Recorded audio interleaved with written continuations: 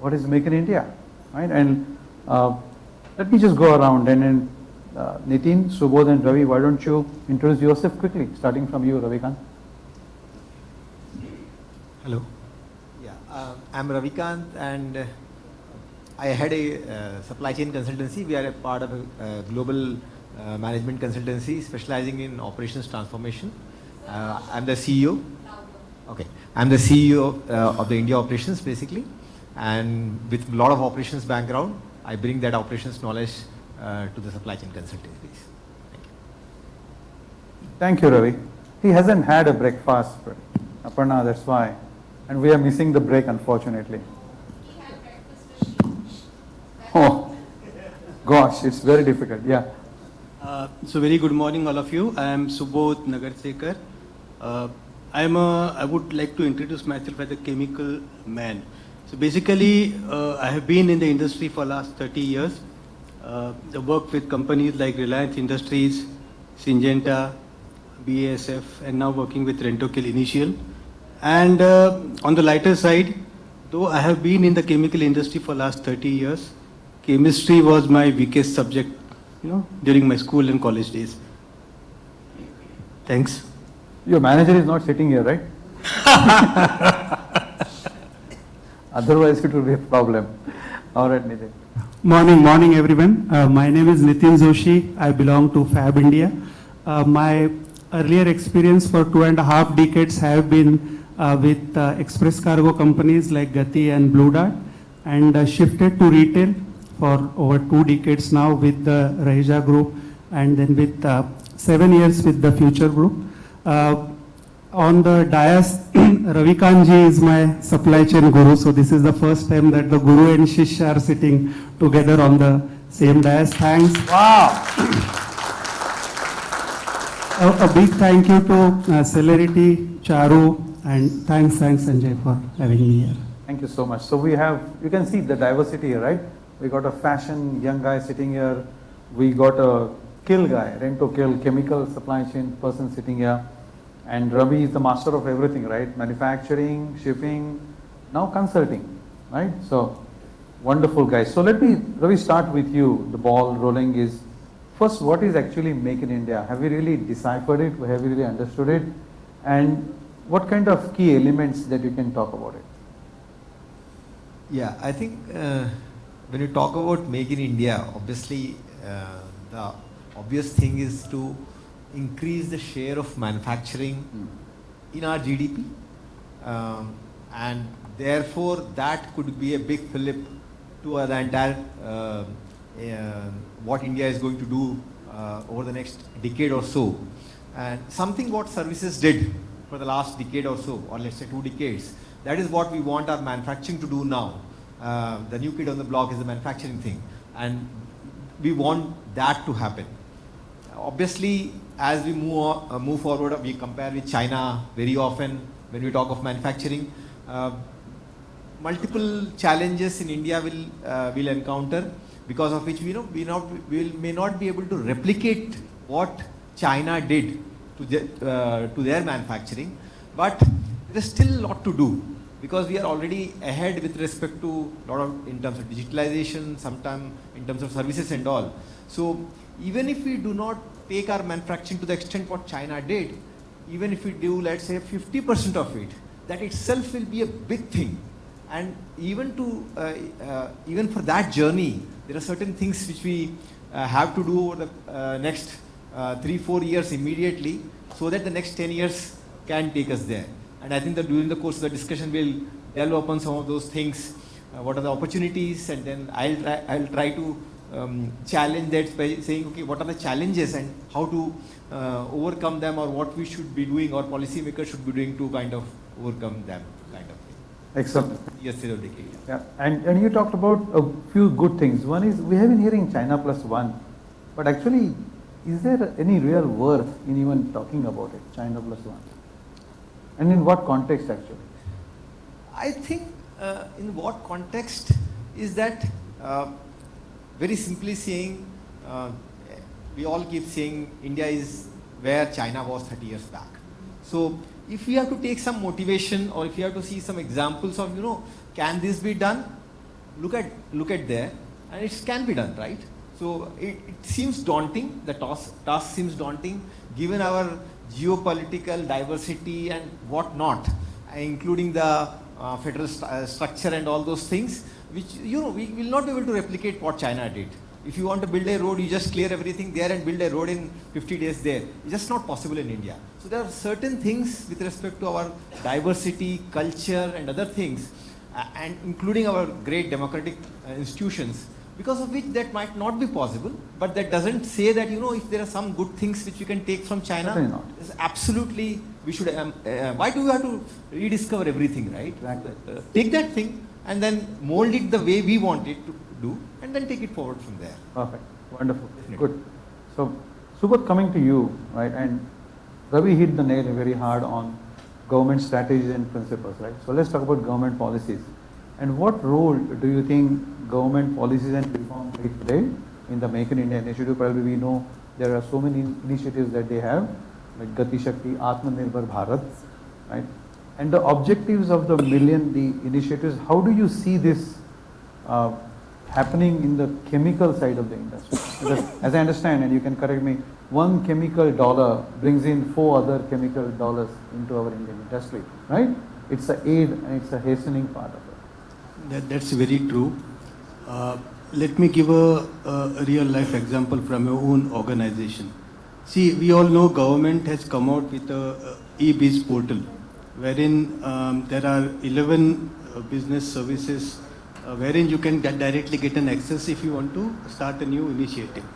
But honestly speaking, the kind of compliances and the regulations that a chemical industry needs, are we still there? Is a big question mark. To be very honest, India, we say, is a very diverse country, and from state to state, city to city, there are different rules and regulations. Just to give an example, if I have to obtain a certain statewide sales permission, the rules regulations in Maharashtra will be different than what are rules regulations in Tamil Nadu. We have a different process, like we have an online process in Punjab and Haryana, whereas we have offline process in Odisha. So there is no fixed set of documentation. There is no fixed set of, I would say, guidelines, and it keeps on changing from state to state. It also keeps on changing from person to person. Today, if you have to, the chemical industry, we all are aware, we are governed by, I'm from insecticide industry, we are governed by the Central Insecticide Board, and the compliances are very tricky, we are very strict, and if I have to obtain endorsement on a manufacturing license, I have to approach the Department of Agriculture. The Department of Agriculture, from table to table, person to person, the rules will change. And there is no fixed timeline as such. I can get the permission in 2 weeks, it may take me 2 months, it may take me 6 months. And there is also a possibility I may not get the permission. This is something unquote. If I have to obtain a permission from state of Karnataka for a manufacturer who is based out of Tamil Nadu, maybe because of whatever Kaveri dispute or whatever they have between these 2 states, there is a special provision that I need to obtain a NOC from the state of Tamil Nadu just to get endorsement for a manufacturer who is based out of Tamil Nadu. These kind of situations only happen in India. And like what Ravi was saying, if we have to have something like China happening in India, I think we need to have a very different outlook. The support from government, what we expect, needs to be altogether different. Yes, I would say last 10 years since we started the Make in India initiative, there has been lot of changes. Obtaining permissions has now become much simpler as it was earlier. Government is definitely giving out or rolling out certain incentive schemes, certain tax benefits, which has opened up new windows. But for chemical industry, I think a lot more needs to be done. So that's from the business process perspective. The second part would be, do we really have the adequate infrastructure to support the new chemical manufacturing industry? If we have to start something, do we really have the physical infrastructure to support it? I would also like to give an example here.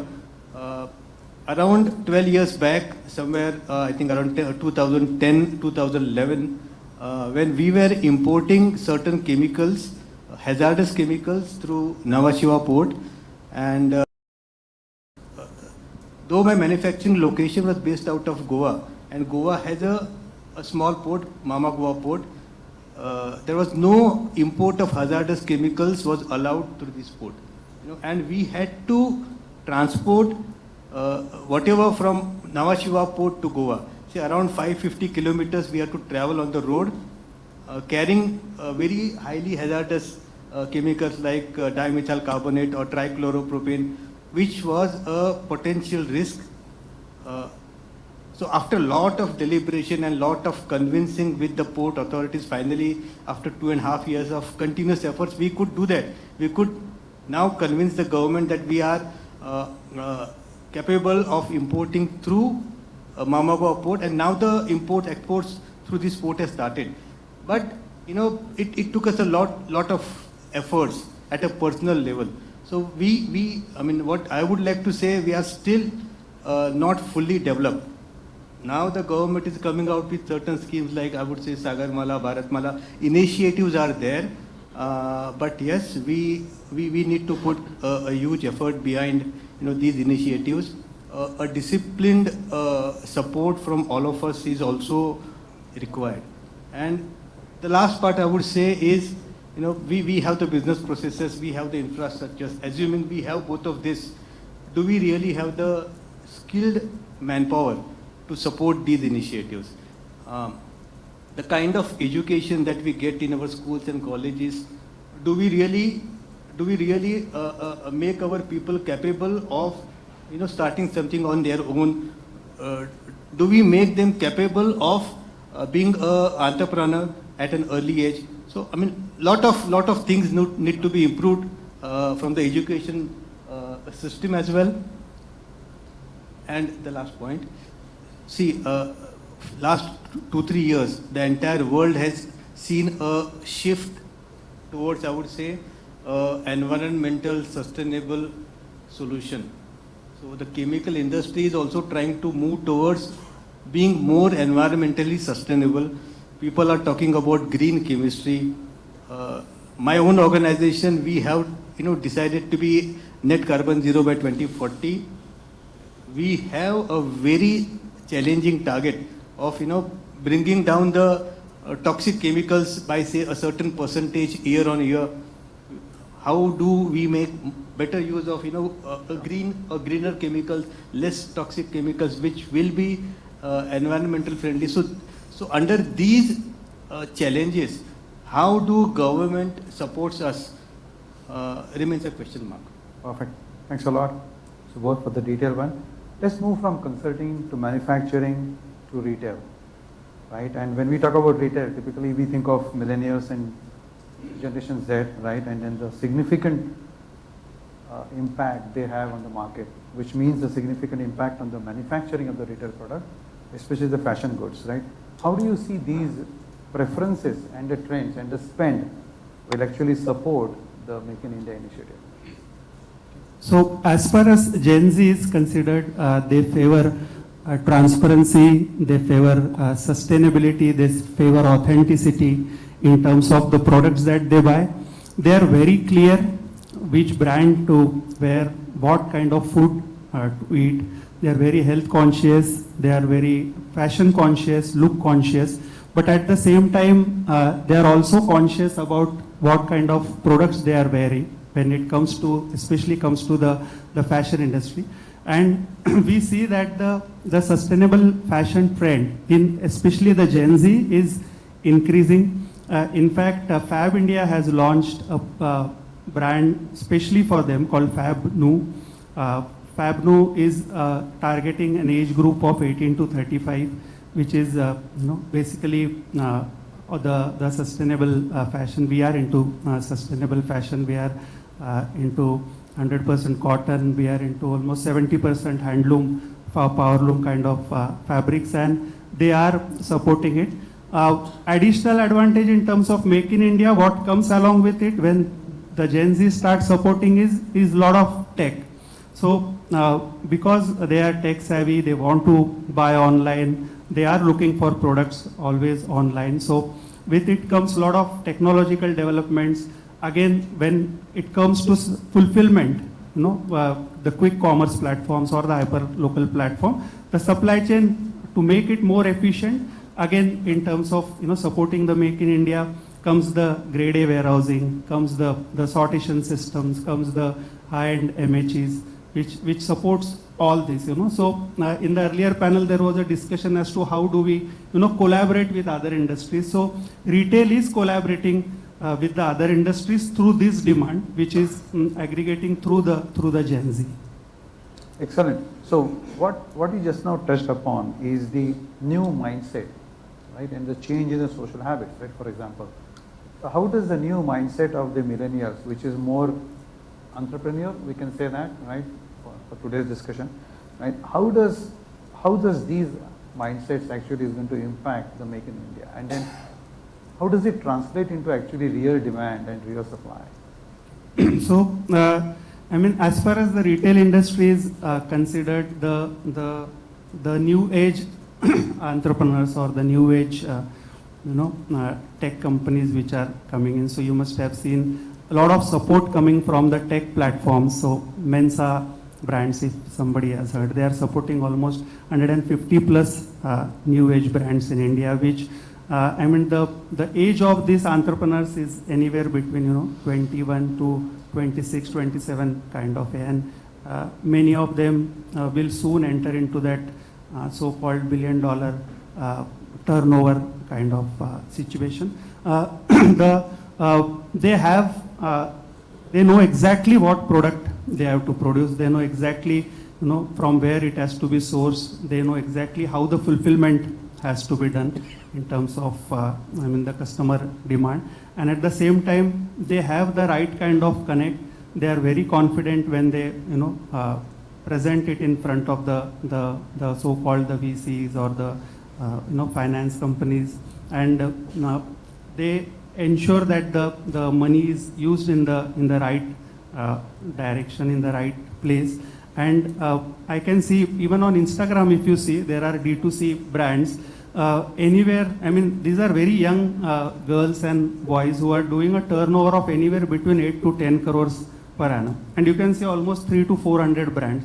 Fab India sources almost 35% of its products from Rajasthan, villages of Rajasthan, and we see a lot of these young entrepreneurs reaching there and trying to source from the artisans, the craft which is available in the remotest of these states, and trying to bring these brands to the customers. So there is a lot of traction happening in this segment, especially on the D2C front by these entrepreneurs, and this domain, this consumption area is going to increase, and it is definitely going to help the Make in India concept. Fabulous. I like the concept of D2C and the brands that you brought. Let's go to Ravi, right, and then talk more about the brands being manufactured in India but exported out of India, which we typically call as cross-border trade. So while the domestic demand is always going to be vital for the economy, and as in the morning also, right, we heard Mr. Rao talking about the service industry growing, service exports growing, but not necessarily the manufacturing. So is this area of manufacturing locally but exporting, either you can call white label, either can OEM, how does that help us? Yeah, I think that's definitely going to help us a lot. So while India is going to be one of the biggest consumption markets, going to stay like that. Yeah. But our country is still relatively poor. So the consumption patterns will be on the lower side in terms of the values and all those things. Right. But if you have to grow up overall as a country, the exports is where the value addition comes into picture. Yeah. So And the money. Yeah, talk of automotives. Yeah. You know, Hyundai or the Ford, they are probably started exporting to other, you know, South American countries and other countries also. Pharma, we already know that happens a lot. Garments, we all know that that's going to happen. Yeah. Services is a very, very big thing, which anyway we are doing that. And the manufacturing also will fall in line with that, following the automotive and other things where because while there is a local consumption, but the value given by the consumption which is outside, which is basically the exports, is going to be much higher, you know, in terms of value, and therefore that entire thing will lift up the overall, you know, you call the minimum wages in the country, you convert that back into overall this thing, it's definitely going to go up. I just give an example of, you know, let's say my own company, consulting company, right? So 50% of our business comes from outside of India, because we also service our other global offices, and obviously 50% comes from India. Probably if we are just servicing within India, we would not have been profitable at all. So it helps multiple ways. One is when I'm giving services, exporting the services to other countries, we understand the latest trends, whatever is happening and other things. It helps us become profitable. It helps the entire team get, you know, indirectly the entire economy lifts up by doing that. Just by catering to the local consumption, we might not be able to do that. Or if we are able to do that in 10 years, just by a mix of, you know, 50-50 or 25-75 also, the same thing can be achieved probably much faster. If something is just by local consumption 10 years, probably you can do it in 5 years if you are doing the right mix with the cross-border trade as well. Yeah. So Sanjay, just to add one point here, I mean, circling back to that China plus one question, and again the manufacturing which is happening. you don't have to support just because he was your boss. No, definitely not. So I have been sourcing from China since 2003. Sure. I spent a lot of time in China, and in fact, so earlier when we used to go there in 2003 kind of environment, we used to see that they are, you know, 30-35 years ahead of us. That gap had slightly started reducing, and post-COVID there is a huge traction, a huge demand for the Make in India products. You know, especially when we see from the apparel perspective, a lot of, you know, areas. I mean, Tirupur, for example, if you know. I mean, there was a lot of you know, polycot products which were sourced from China, which has now shifted to 100% cotton in Tirupur.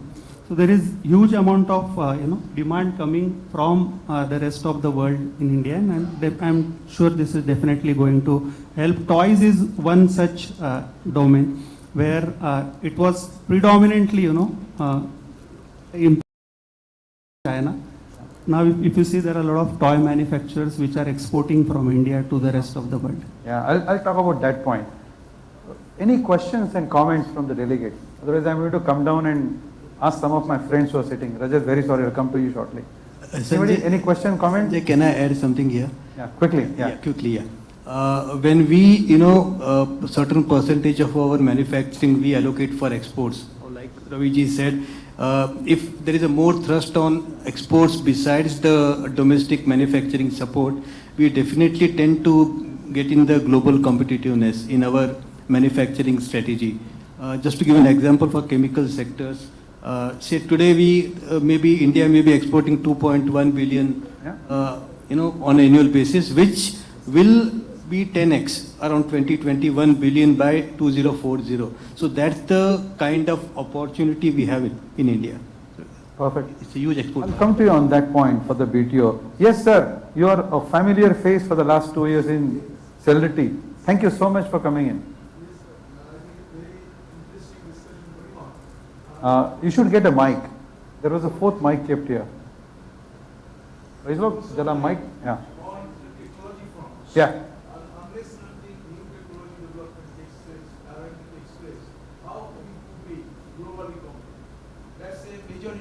Pharmaceuticals, Sure. the bulk drugs we have been importing from China. Now, because of the geopolitical conditions, we want to do it here.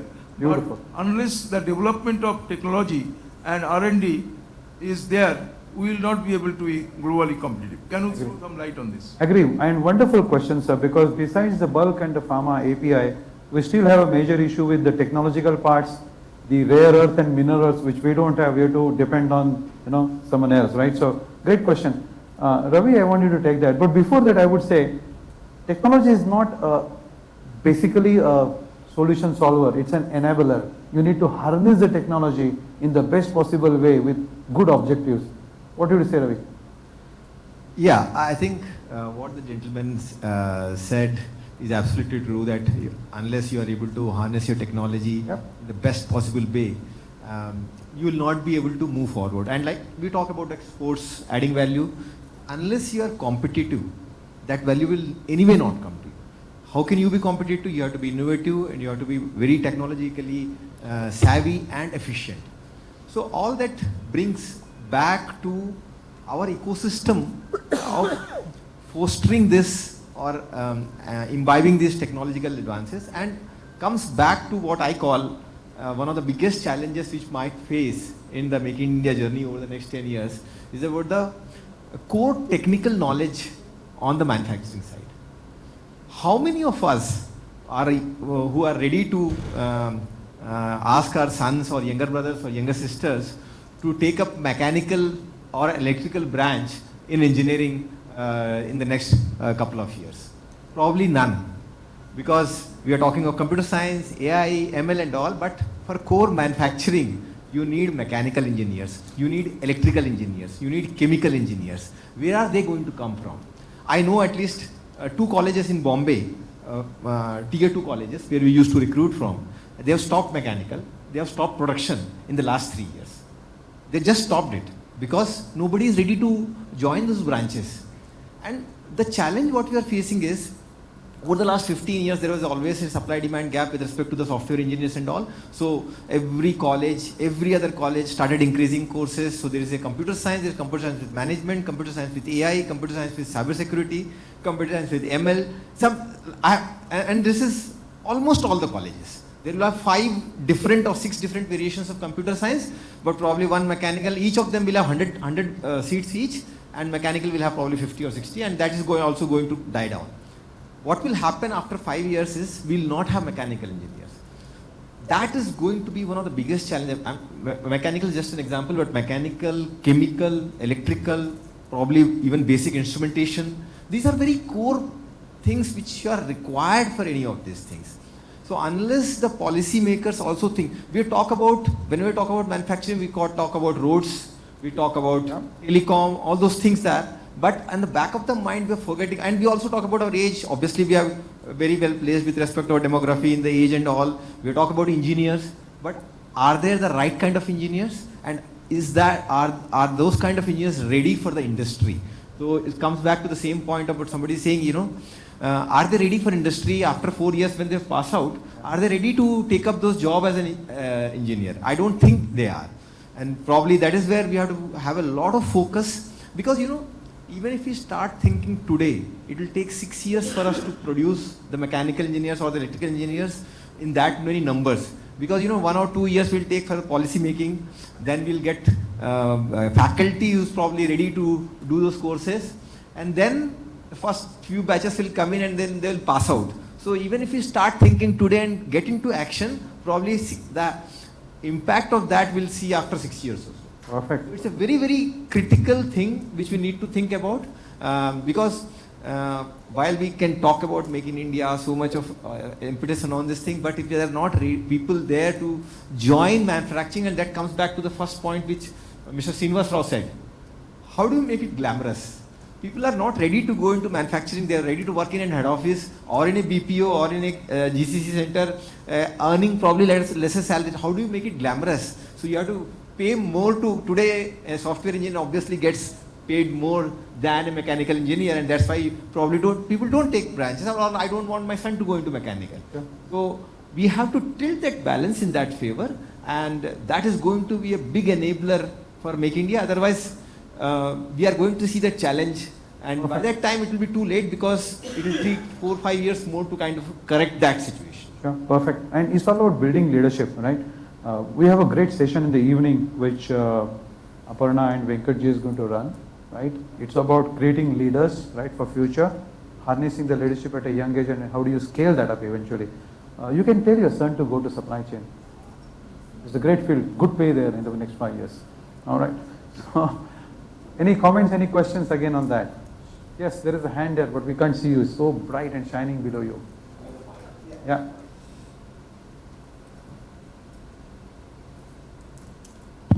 Yeah, good morning. Thank you, Aparna. My question is to Subodh or Mr. Subodh. You know, how do you see the petrochemical industry doing from, onwards from here? Most of the petrochemical industry in India is either driven by Reliance or the PSU companies like IOC, BPCL, HPCL. Most of the pricing is also import parity pricing, so to say. And petrochemical industry is going to play a very key role if you are talking about the, Make in India or whatever, the overall gamut of the things. How do you see petrochemical industry going on from here? Because if we keep doing import parity pricing or whatever, then probably we may not be competitive enough for the future readiness, and it's a huge industry, and we are probably competing with the likes of the Sabex or the, you know them. So how do you see the petrochemical industry going to be competitive in future for India? That's a very, very good question, I would say. Myself, I have worked with Reliance Industries for 11 years. I have seen how Reliance Jamnagar has shaped up. If you talk about Reliance Jamnagar refinery today, that is the largest refinery in Asia. And from what I understand, within next 7 to 8 years, Reliance is going to be the #1 globally in terms of petroleum output. And I think the plan is to be by 2032 or 2033, they would be the global leaders in petroleum. And if you talk about quality, today definitely Indian manufacturers are quite capable of matching, or I would say bettering the quality what the global standards are. Though the support from government side may not be today what is desired or what is required, but definitely I would say more and more funding, the foreign funding, since now the FDI is open and the petroleum sector also is open for, I think, up to 75% investment through FDI. Once we start having this foreign funding, I don't think there is going to be any restrictions on growth of petroleum industry in India. We have the capability, we have the quality standards, we have the business processes well defined, well set, and the talent to do it. It's only a matter of time. Maybe next 7-8 years, and India should be on the top of the world horizon. Yeah, good question. I suppose petroleum sector has been very much controlled, right? And it was opened up around 1992 by Mr. Manmohan Singh, if you recall, right? At that point of time, we did not even have a foreign brand. Everybody was driven away in 75, 76 by the erstwhile government, right? Under the name called emergency, which is a terrible word actually. So thereafter, everybody came back in 92 under a different garb, right? Hindustan Petroleum had a ASO agreement. ONGC came up at that point of time very strong as a cartel to lead and then give subsidies. So we have been having that kind of a structure for a long time, which has helped the industry, which has helped the infrastructure development, and a lot of middlemen have taken a lot of advantage. It is very difficult to move away quickly in the next couple of years, but as Subodh just articulated, as the back end of the petroleum sector starts doing better and better, and we get more better at refining and getting our own crude also, you will see an amazing amount of shift in the gears in that perspective. In the meantime, Modi Sahab has signed so many greater agreements with some of the UAE countries that we are now getting 27% share from UAE's petroleum oil that they explore. And this is a great step towards ultra modernization eventually, and kind of a free oil industry. Will it be free in the next 5 years? I really doubt that. It won't be as easy, because ONGC is just too broad to bring it down and do something else from a privatizing perspective. It will happen, but it will take maybe a decade or two. maybe our kids will see that possibly, right? And your son may have a different question after 20 years. All right. So navigating, let's come back from oil and petrol to, sorry, I didn't see. Yes, please go ahead. Am I audible? Hi everyone, Devesh here. We were just talking about how Make in India has helped India to grow the manufacturing, eventually leading to pump the country's exports. Coming from e-commerce background and particularly knowing the toys category for around 4 years, I've also observed the similar trends wherein our import dependency has come down from more than 80% to less than 50% now in the course of last 3 to 4 years.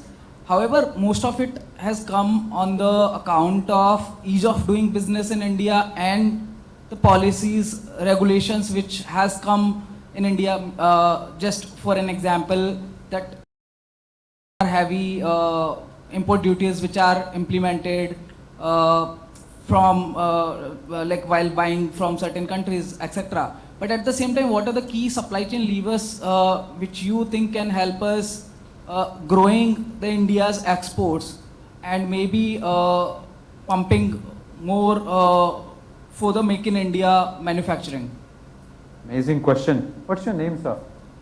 My name is Devesh. Are you here second time? No, for the first time. For the first time, because I thought you had, I'd seen you last year. So, key themes that you brought in, right? One is heavy duties on imports, which is always the right case for a geography which is growing. You always want to promote your domestic product and then make sure that you have laws which regulate your imports to an extent where your local industry is not compromised, right? And the valuations are right, and then the quality also is good. We do that using RCP and a few other, comprehensive treaties with UAE as well as China. Second point was e-commerce, right? And then how do e-commerce help to manage and circumvent and more exports as a cross-border, which Ravi already articulated. Nitin, can you take this question? Because it's more about fashion, more about export, more about exporting white brands, right? Using e-commerce as a mechanism. Yeah. So, I mean, most of the brands are already going global. I will talk about Fab India first. So Fab India is a 6.5-decade-old organization. It started as an exporter of fabrics. Eventually, they found a lot of potential in terms of selling it in the domestic market. There was a huge demand for the handloom products, the craft-based products, and similarly, they kept on exporting it to the rest of the world as well.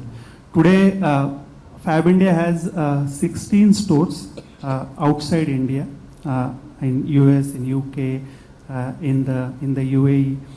In Singapore, Malaysia, in some part of it, and we are growing. So in fact, this year we would be opening almost 40 to 45 stores outside India.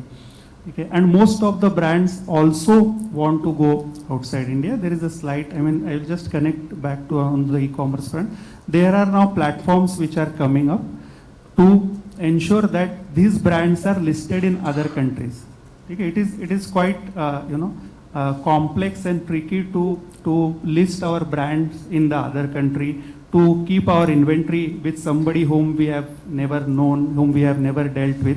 So now there are a lot of companies, consolidators, marketplaces who are ready to do it. You can just invoice it to them and they will keep it in the country wherever you want and they will service it. So US is one, Australia, Canada, there are marketplaces which are ready to list Indian products on their e-com platforms. UAE already there are huge amount of brands which are Indian brands which are present there. More or less because of the kind of clothing, the kind of sizing that we do when it comes to apparels. But otherwise also there is a lot of traction on the organic food, for the organic food brands, for the personal care brands which are especially in this natural segment, chemical free kind of way. So they are getting listed. So I know a couple of brands who have in the last 2 years, just because of listing it in the other countries, their turnovers have almost doubled. And there is a huge demand on all these fronts. And what is enabling them is the e-commerce platforms. they don't need to invest much in the on the brick and mortar. Yeah? And even if they have, they can have just 2 or 3 stores in a country and also keep the stock at these stores and service it from there. So that is how the traction is building for on the sales outside India as well. Yeah. How a small country like Bangladesh has a big business in manufacturing apparatus and textile products. If you are benchmarking, Yeah. then how does it compare? Yeah. So, I mean, extremely, again, a good question, why Bangladesh and why not any other country? So, one is, again, low cost of production. Okay. There is, a very different kind of sourcing which even the global brands look at. If it is polyester, it would go through China.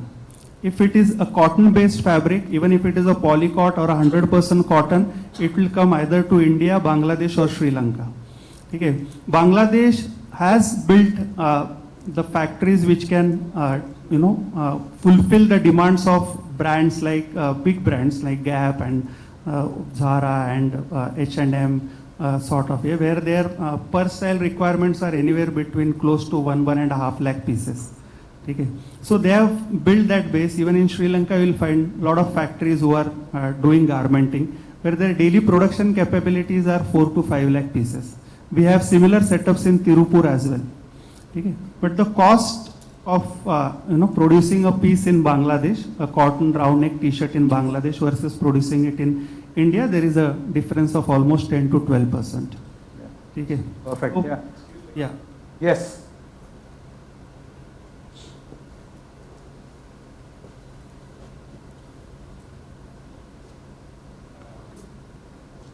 You're not.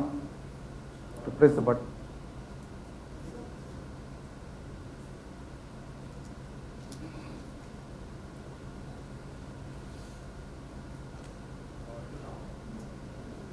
I think you can just speak a bit.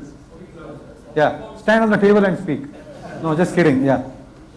No. Talking about Bangladesh, I think about 90% export is just retail, right? And coming from that background, I've been handling Zara supply chain for the last 5-6 years. Yes. I think the major factor in Bangladesh is probably the women participation at the labor front, which doesn't happen in India. Yeah.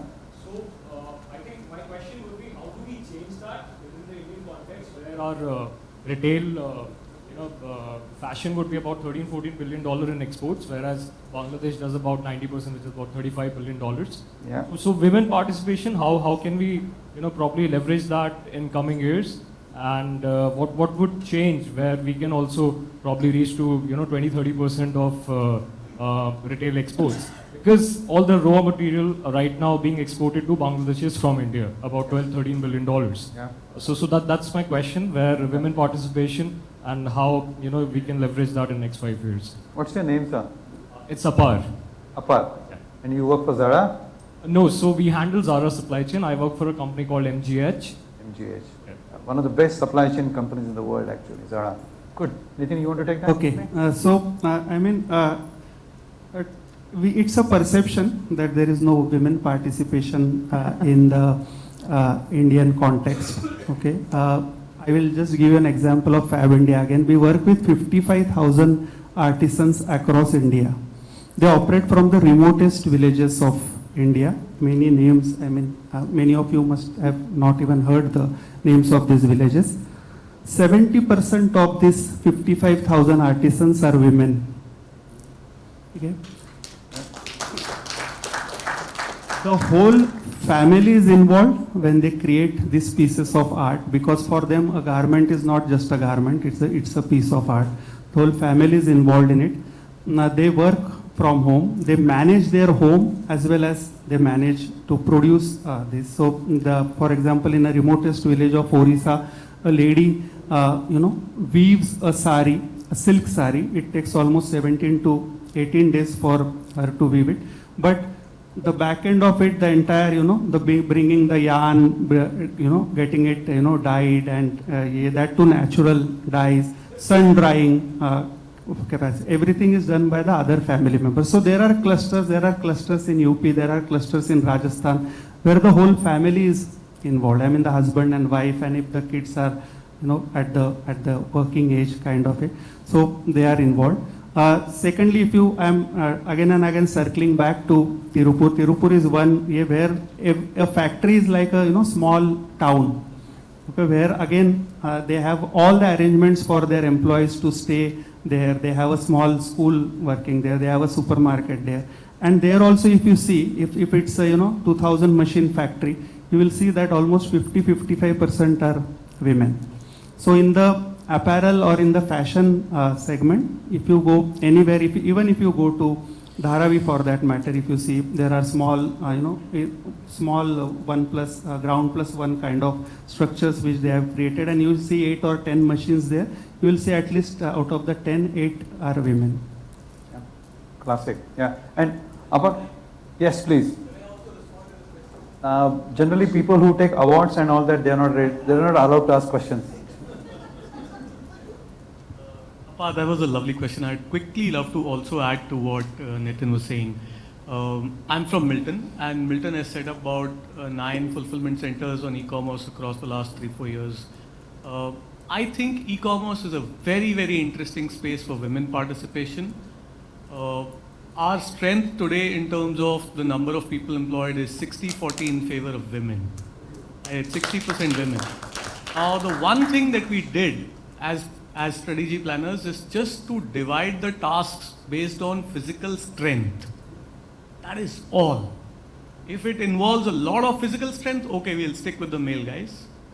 But as soon as the physical strength requirement reduces, and I'm saying e-commerce because the piece size reduces, the volume, weight, etc., goes down, it's very easy then to operate. The only 2 other prerequisites to making it possible for the women to be able to come there and sustainably work is safety and hygiene. And I've seen smallest of issues, the number of washrooms or toilets that you have in your facility, impact, something as large as sustainably employing women. So I think. Great answer. There's a lot of practical answer there. Yeah. I have only 2 minutes, sir. Yeah. Yeah. As one of the important steps taken by HUL to make their presence in the rural areas. 100%. Yeah. Great. I have only 2-3 minutes left. I had so many questions, but then it's just becoming very pervasive, right? So, but we need to do some honors, and I need to save some time as well. So thank you very much, guys. Give a big round of applause for the team. Yeah.